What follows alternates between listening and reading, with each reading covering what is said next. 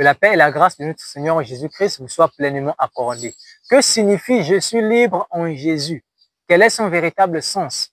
Qu'est-ce que ça veut réellement dire? Parce qu'il y a des personnes qui n'ont pas bien compris la liberté en Jésus et qui se sont permises justement de se vautrer dans le péché, qui se sont permis de tout faire, de tout dire sous prétexte que nous sommes libres aujourd'hui en Jésus-Christ. Est-ce que parce que je suis libre en Jésus que je dois vivre dans l'infidélité? Est-ce que parce que je suis libre en Jésus que je dois marcher dans l'idolâtrie? Est-ce que parce que je suis libre en Jésus que je dois vivre dans l'impudicité, dans l'impureté, dans la dissolution, dans les querelles, dans les jalousies, dans les divisions, dans les sectes, dans la magie, dans l'ivrognerie, dans les inimitiés et dans toute forme de péché? Est-ce que parce que je suis libre en Jésus que je dois me vautrer dans le péché? Est-ce le sens véritable de la liberté en Jésus? Est-ce que Jésus-Christ, quand il m'a libéré, c'est pour que moi je puisse vivre? Quand il m'a donné sa liberté, c'est pour que moi je puisse vivre dans le mal et dans le péché? Est-ce que c'est ça véritablement la liberté en Jésus-Christ? Alors, voici l'objet de notre enseignement d'aujourd'hui. Donc, on va déjà ouvrir 2 Corinthiens chapitre 3, on va lire le verset 12.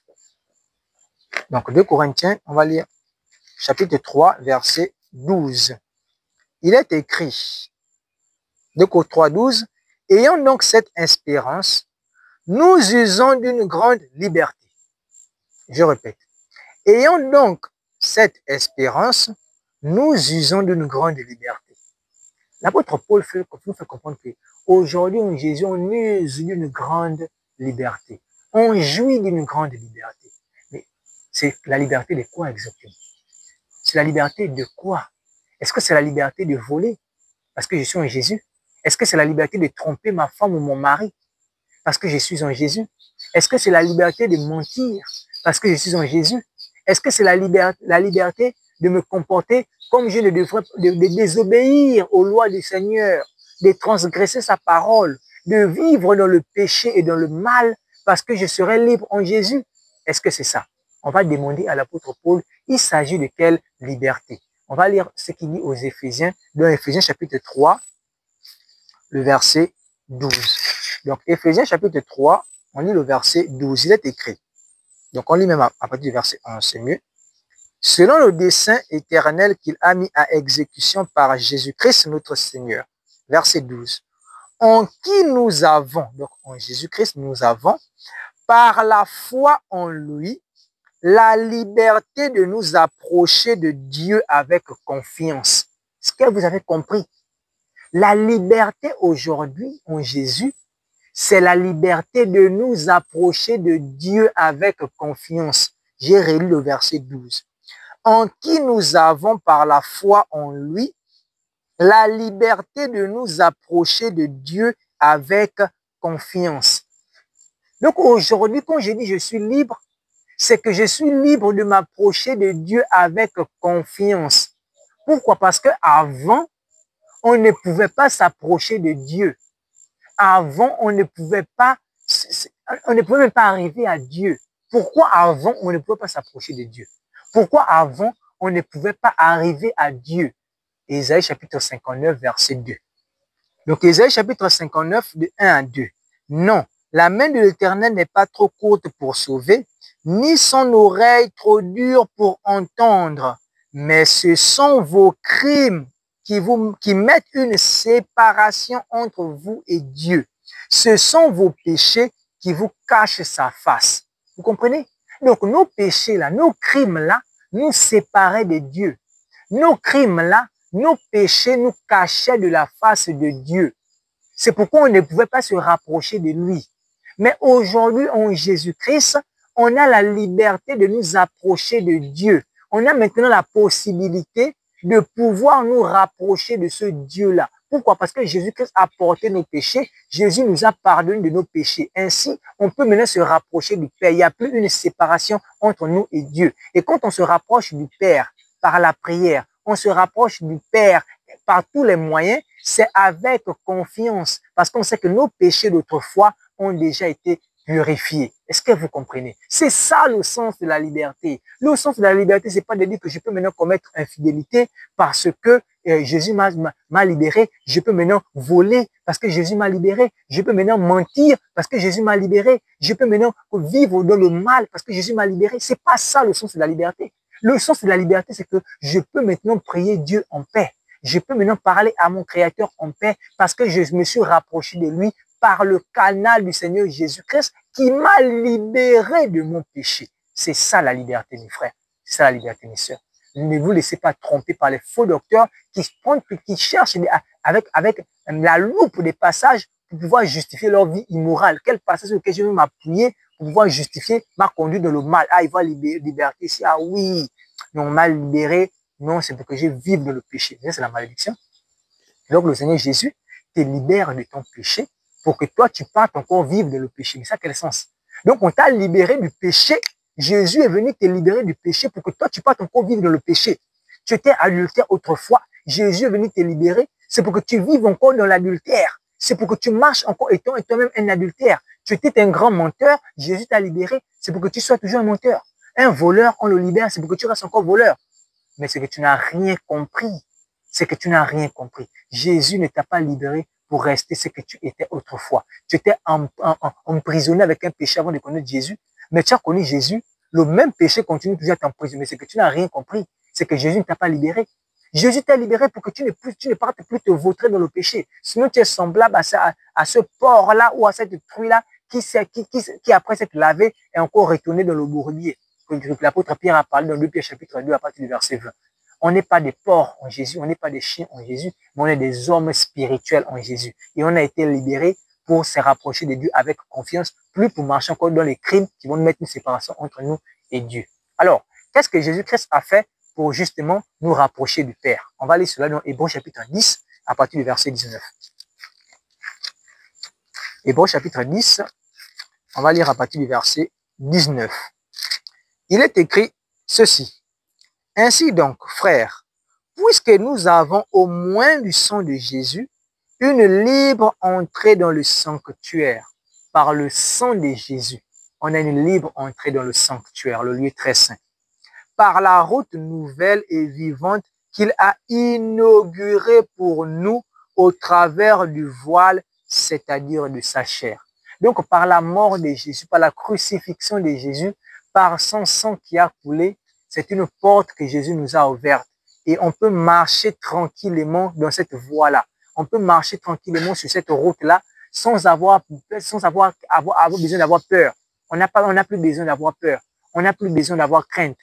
On s'approche de Dieu avec confiance. Grâce au sang qui a coulé sur la croix, on se rapproche du Père. Une porte a été ouverte. Vous savez, dans le lieu très saint, c'est pas tout le monde qui avait accès au lieu très saint. Le lieu très saint, c'est juste le sacrificateur qui pouvait y aller. Et même partir là, il ne pouvait pas partir faire ce qu'il voulait là-bas. Il partait là-bas juste une fois par année pour faire le sacrifice perpétuel, le sacrifice annuel. Dans Lévitique chapitre 16, là, c'est là-bas où il partait. Une fois par année. Il ne peut pas aller savoir, c'est pas sa chambre là-bas. Il ne partait pas là-bas n'importe comment. Mais par le moyen de Jésus-Christ, par son canal, par sa chair qui est le voile. Vous voyez qui a été déchiré, donc qui a été crucifié. Et alors ce voile après sa crucifixion, dans Matthieu chapitre 27, à partir du verset 51, ce voile qui est tombé là jusqu'au verset 52 là, ça représente la chair de Christ qui est tombée afin que nos portes nous soient ouvertes et que nous puissions aller vers le Père. Et donc on peut se rendre au sanctuaire sans aucune crainte. C'est ça le moyen par lequel on arrive au Père. C'est ce que Jésus-Christ a fait pour nous, par son sang qui a coulé pour nos péchés. Vous voyez? Et je vais également lire un passage. Je vais voir quelque chose. Ésaïe chapitre 9.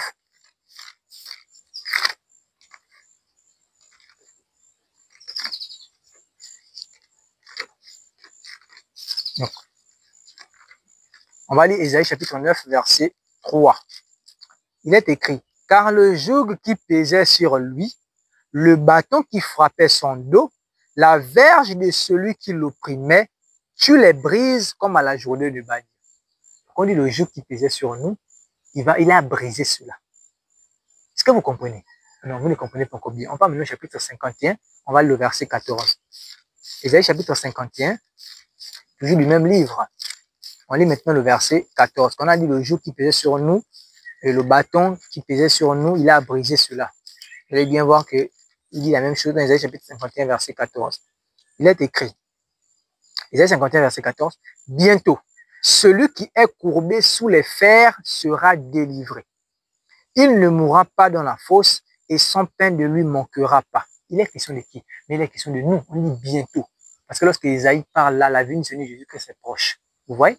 Donc c'est pourquoi il dit bientôt. Mais ça se rattache à qui? Ça se rattache au Seigneur Jésus-Christ. Bientôt, celui qui est courbé sous les fers sera délivré. Ainsi, avant Jésus, on était courbé sous les fers. Ainsi, avant Jésus, on était captif. Mais captif de quoi? De nos crimes. On était captif de nos péchés. Et par l'arrivée de Jésus-Christ, on a été libéré de nos péchés. Par l'arrivée de Jésus-Christ, on a été affranchi du péché. On a été affranchi. Donc, on était autrefois esclaves du péché. Et Jésus est venu nous rendre libres. Il est venu nous rendre libres de nos péchés. Il est venu nous libérer de nos péchés. Jean chapitre 8. Jean chapitre 8, on lit à partir du verset 32.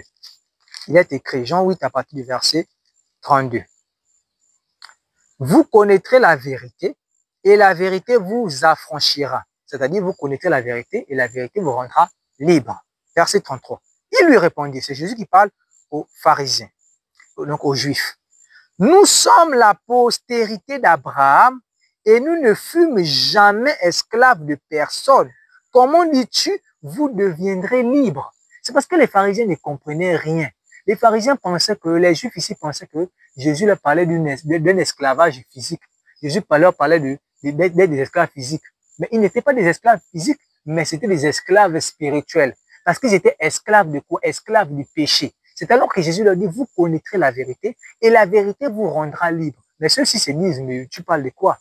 Nous, on est la postérité d'Abraham. Abraham lui-même, on a dit que tu es béni, toute ta postérité, elle est bénie. Tu ne parles de quelle liberté? Tu ne parles de quelle liberté? Tu as vu qu'on était des esclaves parce qu'ils ne comprenaient rien. Écoutez la suite. Verset 34. Donc, je réponds le verset 32. Vous connaissez la vérité vous affranchira. Ils lui répondirent, nous sommes la postérité d'Abraham et nous ne fûmes jamais esclaves de personne. Comment dis-tu? Vous deviendrez libres. Jésus dit, verset 34. En vérité, je vous le dis. Leur répliqua Jésus. Quiconque se livre au péché est esclave du péché. Donc, Jésus est en train de leur parler de l'esclavage du péché. Verset 34, je reprends. En vérité, je vous le dis, leur répliqua Jésus. Quiconque se livre au péché est esclave du péché. Verset 35. Or, l'esclave ne demeure pas toujours dans la maison. Le Fils y demeure toujours. Si donc le Fils vous affranchit, vous serez réellement libre. Est-ce que vous avez compris? Donc, Jésus leur parle de l'esclavage du péché. Il ne leur parle pas de l'esclavage physique, de l'assujettissement physique à leurs ennemis. Non, non, non. C'est ça, il avait la domination depuis Abraham et tout le reste. Mais Jésus leur parle d'un esclavage spirituel. Il leur dit que quiconque se livre au péché est esclave du péché. Or, l'esclave ne demeure pas toujours dans la maison. Oui, dans la maison de Dieu, dans l'église de Dieu, c'est pas une église de pécheurs, mes frères. Ceux qui pensent qu'on est encore des pécheurs, que nous, on est des pauvres pécheurs, c'est dans l'église du diable. L'église du Dieu vivant, on n'est pas des pécheurs. L'esclave du péché ne demeure pas toujours dans la maison de Dieu. Il est chassé parce que la maison de Dieu, quiconque est dans la maison de Dieu, doit s'éloigner de l'iniquité et du péché. Selon 2 Timothée chapitre 2, le verset 19 au verset 20. Vous comprenez, dans une grande maison, on n'a pas des vases de péché dans une grande maison. Alors, l'esclave ne demeure pas toujours dans la maison. Alors, il dit, donc je reprends le verset même 35, or, l'esclave ne demeure pas toujours dans la maison, le Fils, il demeure toujours, donc Jésus. Si donc, le Fils vous affranchit, vous serez réellement libre. Si le Fils t'a affranchi, mais affranchi de quoi? C'est ce qu'il a dit depuis le verset 34 du péché. Si le Fils Jésus t'a affranchi du péché, tu seras réellement libre. Oui, mes frères, quand Jésus t'a affranchi du péché, tu es réellement libre. Si c'est toi-même qui t'es affranchi, ou c'est quelqu'un qui t'a affranchi, tu vas toujours rester esclave du même péché. Le même péché qui t'a embrigadé, qui t'a englouti il y a des millénaires, tu ne fais que transporter le même péché. Pourquoi? Parce que tu n'as jamais été affranchi. Mais quand Jésus-Christ t'a affranchi, peu importe le péché qui t'est retenu captif, quand Jésus-Christ t'a affranchi de ce péché, tu es véritablement libre.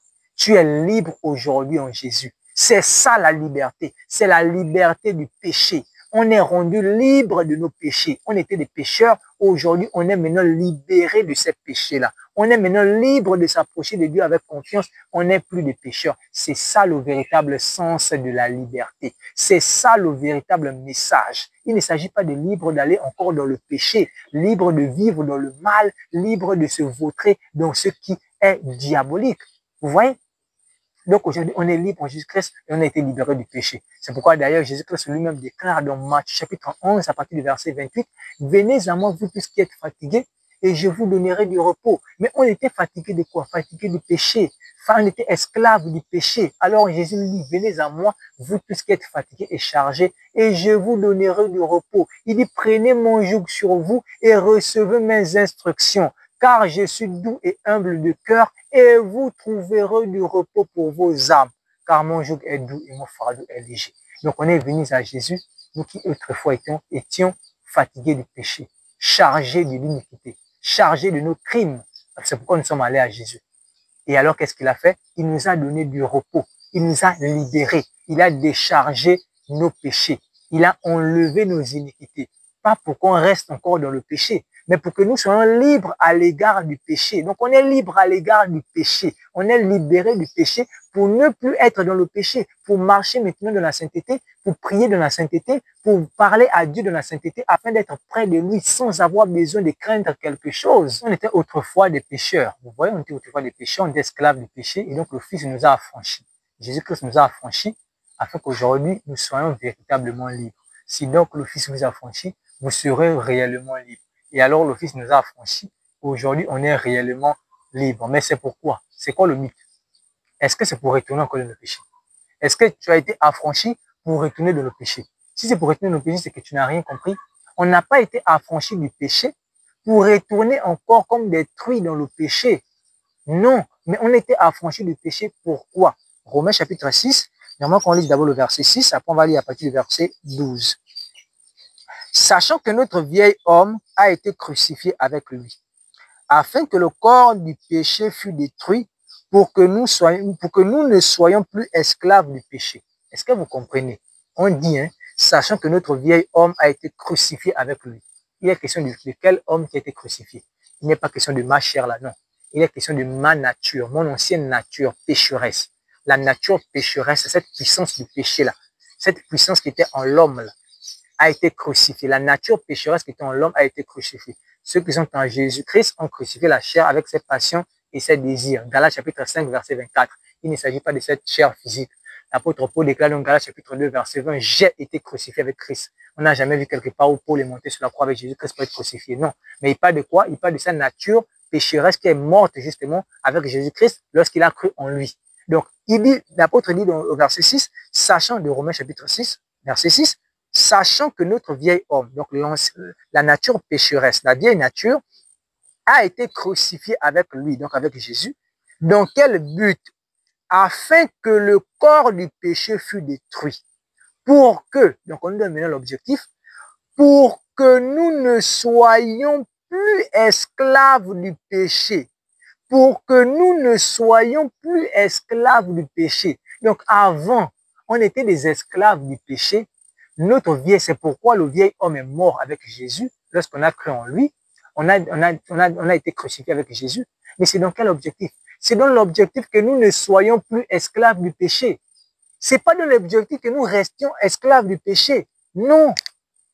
Comment se fait-il que des personnes vont prendre des passages qui parlent de la liberté pour justifier leur vie immorale, pour justifier, pour s'encourager, se fortifier à marcher dans le mal? Mais c'est diabolique.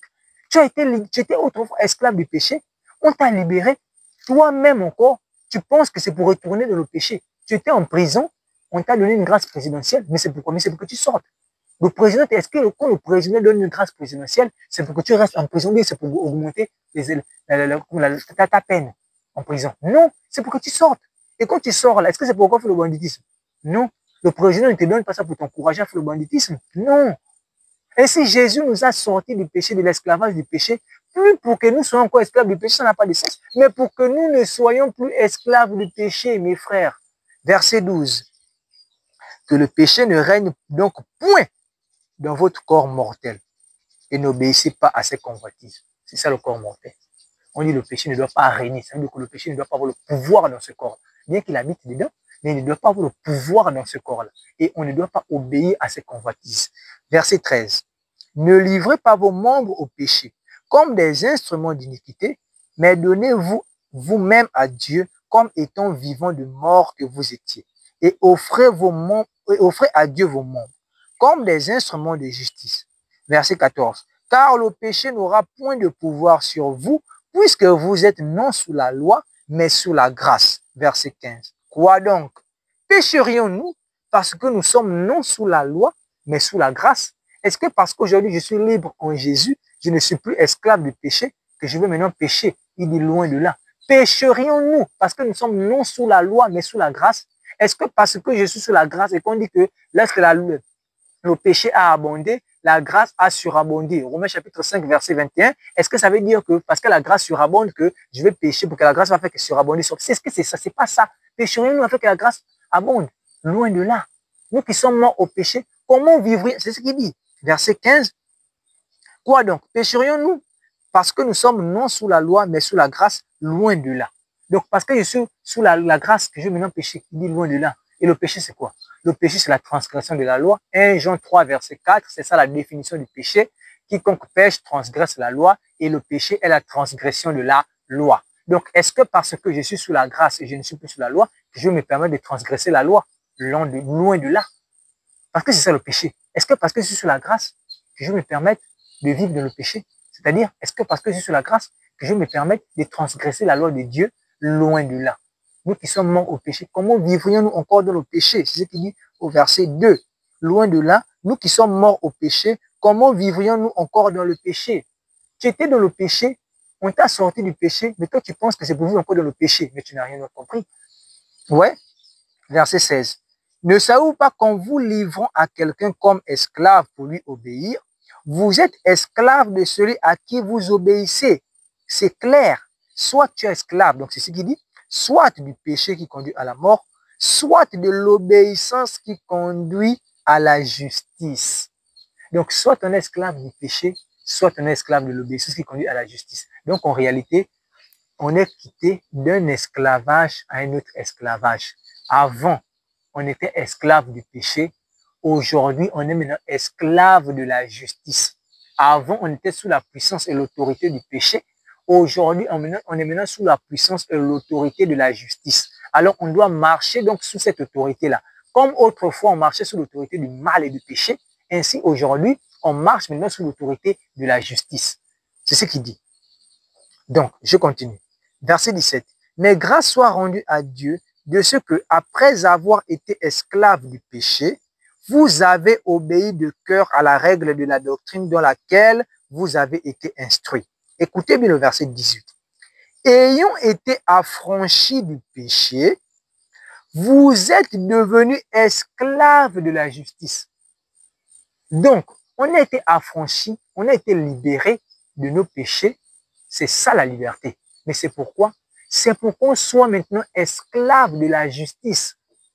C'est pour que nous ne soyons plus esclaves du péché, mais c'est pour que nous soyons maintenant esclaves de la justice. Donc les enfants de Dieu ne sont plus des esclaves du péché. Les enfants de Dieu étaient avant leur conversion esclaves du péché, mais aujourd'hui en Jésus, ils sont maintenant esclaves de la justice. Et un esclave est soumis à son maître, est assujetti aux ordres de son maître. Et le maître, c'est Jésus.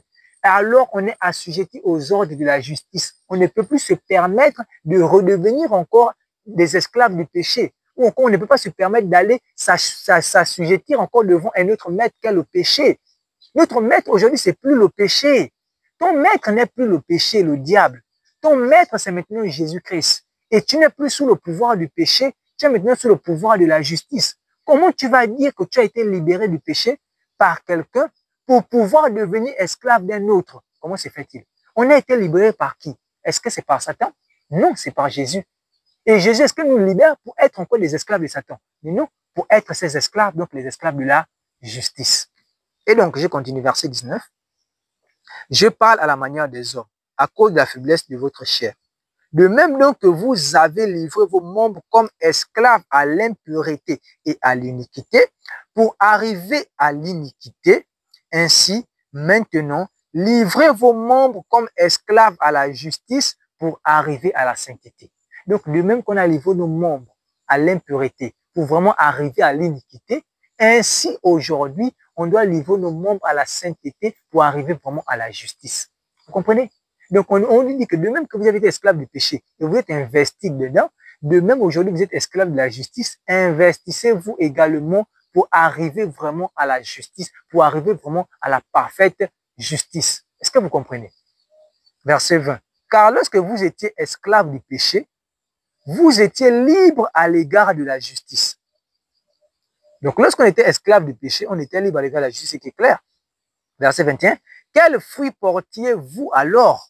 Des fruits dont vous rougissez aujourd'hui. Oui, mais vous avez honte même, on a honte même d'ailleurs de notre vie passée. Donc, des fruits dont on rougit aujourd'hui.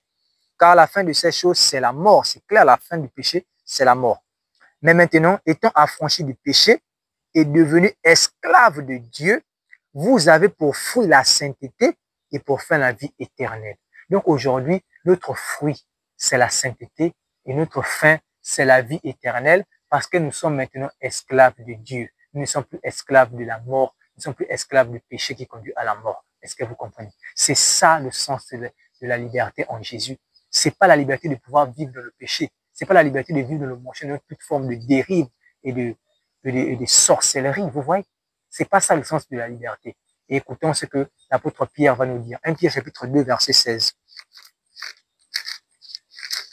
1 Pierre 2, verset 16. Il est écrit, étant libres, pas de la liberté, étant libres, sans faire de la liberté, étant libres sans faire de la liberté un voile qui couvre la méchanceté, mais agissant comme des serviteurs de Dieu. Oui, parce que Pierre connaît le jeu de ces personnes-là, ces personnes qui se camouflent derrière la liberté pour pouvoir faire de ça un voile pour couvrir derrière leur méchanceté. C'est pourquoi il dit étant libre, mais on ne doit pas faire de cette liberté un voile pour couvrir notre méchanceté. Oui, ce sont des personnes vraiment malveillantes. Oui, ce sont des personnes vraiment mal intentionnées qui prennent des passages qui parlent de la liberté pour justifier leur vie immorale. Je ne veux pas prendre des passages tels que 2 Corinthiens chapitre 3 verset 12 qui dit qu'en Jésus-Christ on jouit d'une grande liberté. Galates 5 verset 1, c'est pour la liberté que Christ nous a affranchis pour pouvoir me permettre de faire ce que je veux. Loin de là, c'est pas ça le sens du message apostolique. C'est pas ça le sens de la liberté du Seigneur Jésus-Christ. Détrompez-vous, mes frères. On va lire ce que l'apôtre Paul déclare dans Galates chapitre 5, verset 13. Il est écrit dans Galates 5, verset 13. Frères, vous avez été appelés à la liberté. Seulement, ne faites pas de cette liberté un prétexte de vivre selon la chair, mais rendez-vous par la charité serviteurs les uns des autres. Je reprends. Frères, vous avez été appelés à la liberté. Seulement, ne faites pas de cette liberté un prétexte. Oui, il y en a qui font de la liberté un prétexte pour vivre dans le mensonge, pour vivre dans le vol, pour vivre dans les infidélités, dans l'impureté sexuelle, dans l'immoralité et toute forme de dérive.